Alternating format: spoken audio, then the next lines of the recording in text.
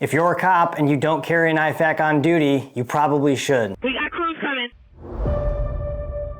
I think we can all agree you shouldn't be running back to your police car for a tourniquet.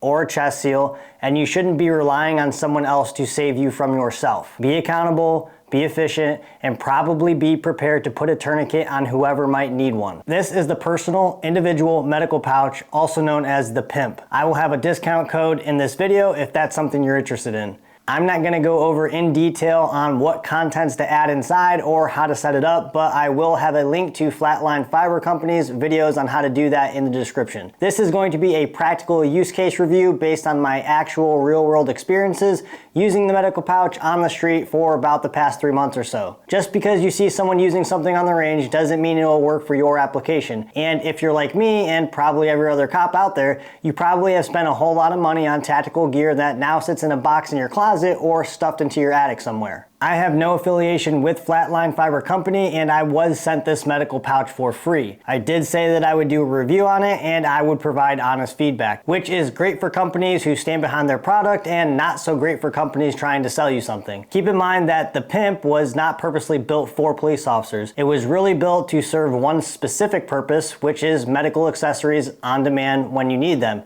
which is really the most important quality. The best medical equipment truly is the only medical equipment you have on and available to you. But as a cop, it has to be minimalist, it has to be comfortable, and it has to make sense. I haven't seen every IFAK out there, so this isn't a comparison video by any means.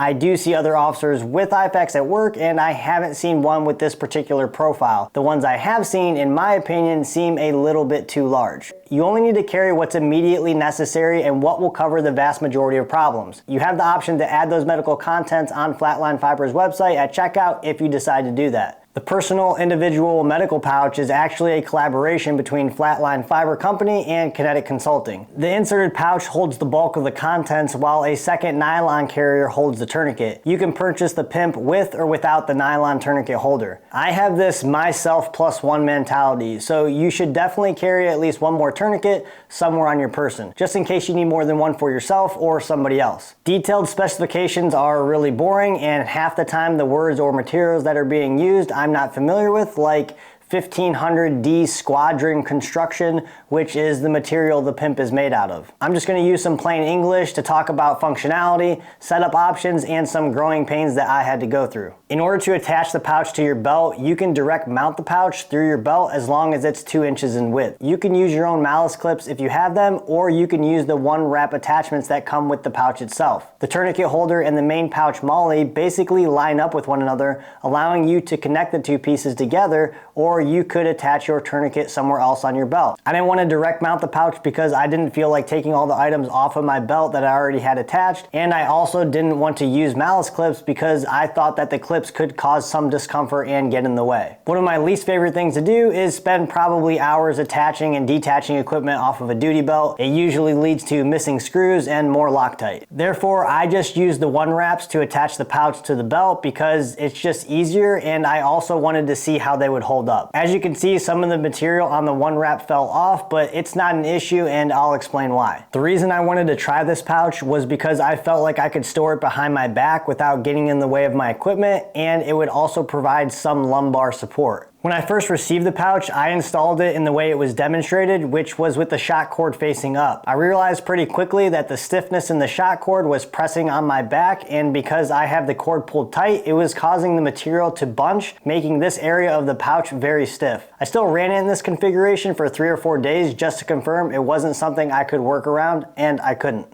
So I simply turned the pouch upside down and reattached the tourniquet holder. This causes the pouch to sit a little bit higher on the belt, which has actually turned out to be a good thing. In this configuration, the pouch fills the gap between my plate carrier and my belt, making it very comfortable while assisting in maintaining a proper posture. There are a few things to consider. The one wrap technology, if that's what you want to call it, has held up fine, but it is tedious to install. It's not really to the point where you should be grabbing pliers and pulling the one wrap through the MOLLE, like I'm sure many of you have had to do before, but the one wrap is small and there is a sticky side which catches, so you will have to adjust some of them frequently on the initial setup. If you're going to be wearing this as a cop, which probably means you will be getting in and out of vehicles all day, there is going to be a significant break-in period. The break-in period is going to require more than just getting comfortable with the pouch if you choose to run it behind your back like I do. I don't mean get comfortable with being uncomfortable, I just mean if you have never had anything on your back before and now you do, it's going to feel weird, which is normal. Initially, the pouch is going to take daily monitoring and adjusting. Not to the point where you should be worried about losing equipment, but what's happening is you're breaking in not only the fabric, but also the contents inside. If you have new packs of gauze or chest seals, those are going to be compressed over time. Once you figure out what contents you want and you adjust the pouch, after your shift or maybe halfway through, just check on it and see if the shock cord needs tightened. I didn't have the contents portion fall out, but it did come close initially. It's not a real issue because it's part of the breaking in process, so if you see this, don't panic. Just make the adjustment and now you know what to look for and it shouldn't be a concern. Because the pouch is adjustable, you can really get as extreme as you would like in terms of how big you want the pouch to be. This is personal preference and it will just take some trial and error to figure out what will work for you. The only reason you see the wear on the one wraps is because of how I'm wearing the pouch itself. The top portion of the pouch where the one wraps are holding the pouch together is rubbing occasionally on my lower back, causing the material to fall off, which isn't a concern because the material holding the one wrap together isn't affected. When you assess your patient, you can make a pretty quick judgment call on what you think you may need, and if you only need a tourniquet, just reach back and pull it through. If you need a chest seal, pressure dressing, or anything else you decide to place inside, you simply reach back, grab the loop, and pull it through. A lot of the comfortability aspect of this pouch is going to depend on the individual user, but I believe you can make enough adjustments to make the pouch comfortable and convenient for you. If you are in the market for a medical pouch and you want to pick up one of these, use code Kinetic Concepts until October 31st for a discount. I specifically requested not to receive anything from any of the purchases because I'm not selling you anything, I'm just giving you the information. You're probably an adult and you can make your own decisions, and hopefully this video points you in the right direction. I do, however, ask if you appreciate this content, you do all the weird stuff nobody likes to do, like the video, tell your buddies, subscribe to the channel, help me, help you, and hit the notification bell to be notified.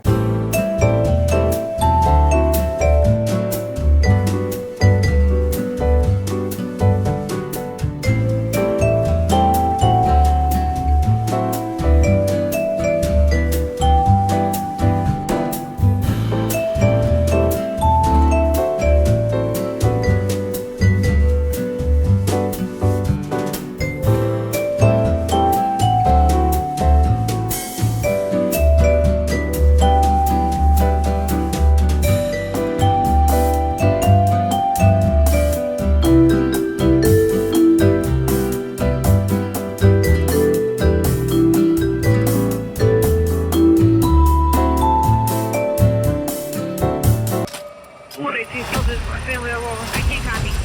I want family all over. We got crews coming.